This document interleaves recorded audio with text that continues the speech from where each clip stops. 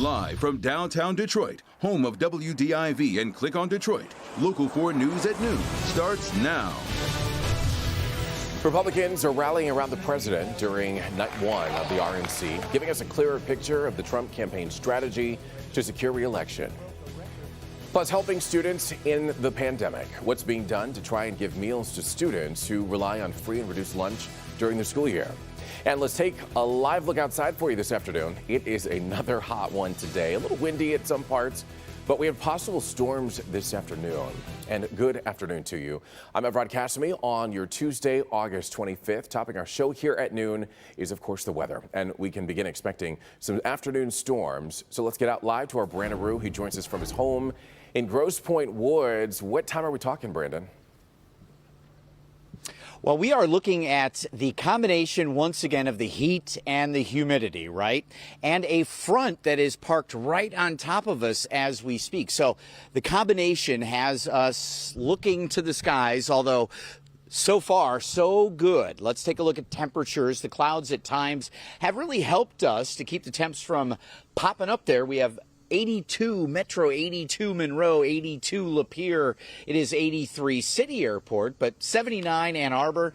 It is I guess the heat index is 2 to 3 degrees warmer than the actual air temp, but you can see down in Monroe, 82 feels like 88. So, Storm Prediction Center has most of the area M59 south to the Ohio border on this marginal risk for severe weather. It's a weak risk.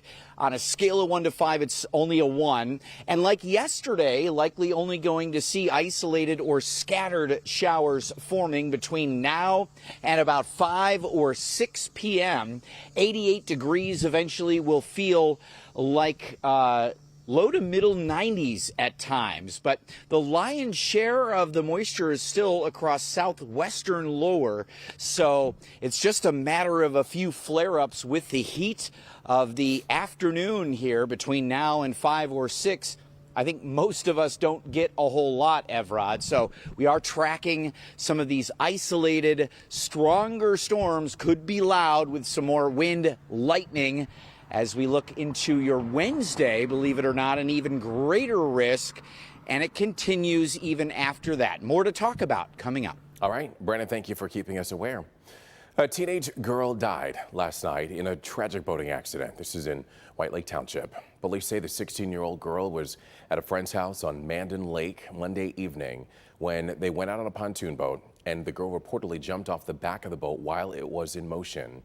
Her legs came into contact with the motor's propeller blades, and sadly, her injuries were fatal. That young victim has not been identified. A 17-year-old girl is in pretty big trouble with the law after speeding away from police in Oakland County. Sheriff's deputies say they stopped an SUV on South Roselawn Drive in Pontiac early Monday. And when they had the driver step out of the vehicle, a girl who was a passenger got behind the wheel and drove off. Deputies say that she lost control on Jesse Street. And if you look closely, you'll see the vehicle hit a utility pole and a parked car. Well, that new driver is in jail, and investigators are waiting for blood test results before charges are filed. Detroit police report 4 people were shot and injured Monday night in a park on the city's east side. The 4 victims were together just before 10 p.m. in the park at Bradford and Kennebec, right near East McNichols, when somebody pulled up in a dark-colored SUV and started shooting. One of the victims returned gunfire, but it's not known if the attacker was hit. He drove off. The victims were driven to the hospital, but one of them was involved in an accident along the way. Thankfully, though, all 4 victims are expected to recover. This afternoon, Governor Gretchen Whitmer will be updating the state's response to the coronavirus crisis. The governor will be holding a 1:30 p.m. briefing, and you can watch that live here on Local 4 and streaming on our website. You can go to clickondetroit.com for that. On Monday, the state reported 868 new cases of the virus with an additional 4 deaths. Other headlines include an outbreak of cases on the campus of Central Michigan University. And because of this, Isabella County has declared a health emergency, and they're now limiting outdoor gatherings there in Mount Pleasant to 25 people and indoor gatherings to just 10 people. Also, a faculty member at Catholic Central High School has tested positive for coronavirus as well. While schools are making the decision on whether to send students back to school this fall or do learning virtually, another situation is rising, and it's an important one. How are they going to feed virtual students who rely on free or reduced lunch during the school year?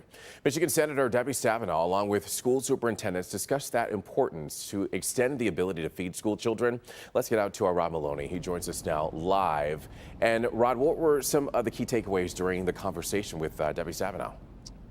Well, Rod, it looks like the federal government in about 6 days is going to reduce the amount of aid that has been provided in this program. So on the 31st of August, the U.S. Department of Agriculture is saying that it is going to stop with what they call waivers. And the waivers allowed for students to, say, go and pick up 7 days worth of food for an unlimited number of students. And the waivers, they say, at least at the U.S. Department of Agriculture, according to Senator Debbie Stabenow, are going to be expiring here, and that they're not going to be putting as much money into it.